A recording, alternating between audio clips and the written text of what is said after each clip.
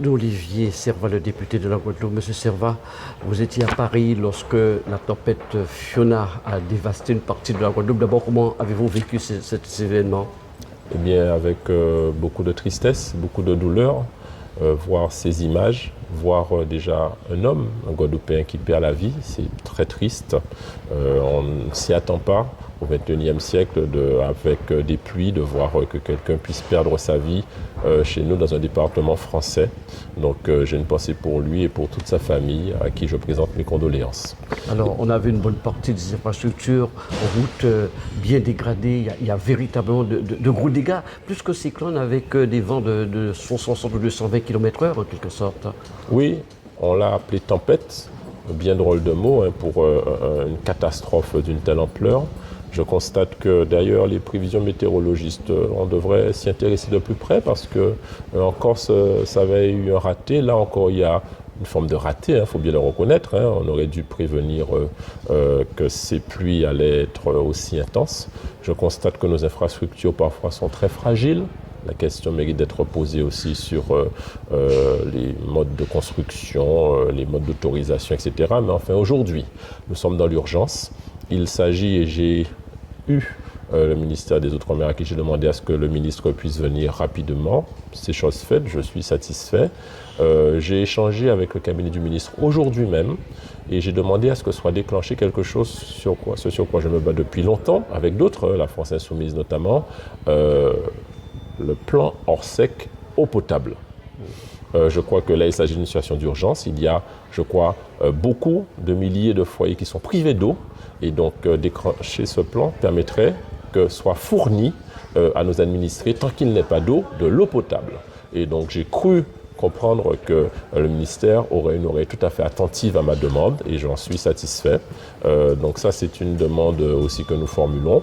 Aujourd'hui, c'est bien que l'état de catastrophe naturelle soit reconnu de rechef rapidement par le ministre des Outre-mer, mais j'ai remarqué que lors de la dernière catastrophe, il y a à peu près 2-3 mois des inondations aux Abîmes, Pointe-à-Pitre, que ça a été déclenché rapidement, mais que les indemnisations tardent, notamment les assurances. Donc concrètement, il faut aller là où il y a des blocages pour libérer les financements, parce qu'il y a des personnes qui souffrent aujourd'hui et pour qui j'ai une pensée.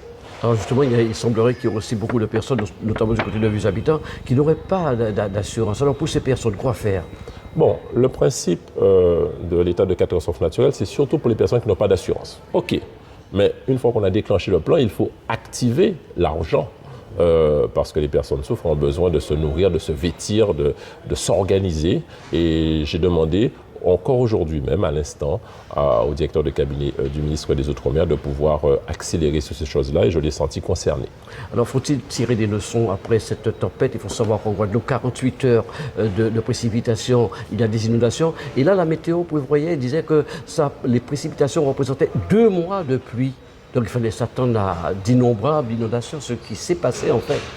Oui, là, on doit tirer les conséquences de ce désastre, de cette catastrophe. C'est que l'eau passe, et l'eau passe souvent là où il y a le chemin où elle passait avant.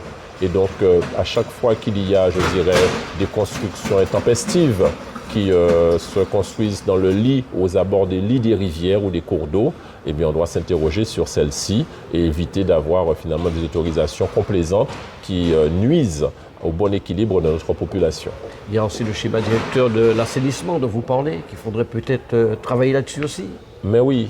Alors justement, on demande, certains élus veulent des compétences, effectivement avoir plus de pouvoirs locaux, etc. Là, le schéma d'aménagement et d'écoulement des eaux pluviales, c'est une compétence des intercommunalités qui a été transférée au syndicat mixte SMGEAG. Alors concrètement, qu'est-ce qu'on a fait? Au l'agent là. Visiblement, sur l'assainissement, on n'a pas l'argent. Sur les stations d'épuration, on n'a pas l'argent. Sur les eaux pluviales, on n'a même pas encore commencé à faire les travaux. Il faut que l'État ne puisse pas dire « bon, finalement, je vous ai refilé la compétence, débrouillez-vous ». Non, l'État doit être concerné, constater aussi que pendant des années, il n'a pas fait le job où c'était sa compétence. Maintenant qu'il a transféré dans le cadre de la décentralisation aux intercommunalités, puis aux syndicats mixtes, il faut qu'il puisse aider finalement les pouvoirs locaux à pouvoir mieux assumer leurs compétences qu'ils ont demandées, qu'ils ont eues et maintenant qu'ils doivent assumer, eux aussi. Une dernière question, on a vu une forme de solidarité qui s'est développée, ça c'est la Guadeloupe, c'est les Antilles où tout le monde essaie d'aider les autres. Ah oui, Ça fait Isabelle. partie de l'état d'esprit. Bien sûr, se serrer les coudes dans l'adversité, on transcende les différences, on transcende finalement tout ce qui pourrait nous éloigner pour se rapprocher de l'essentiel, la vie, l'humain, la Guadeloupe.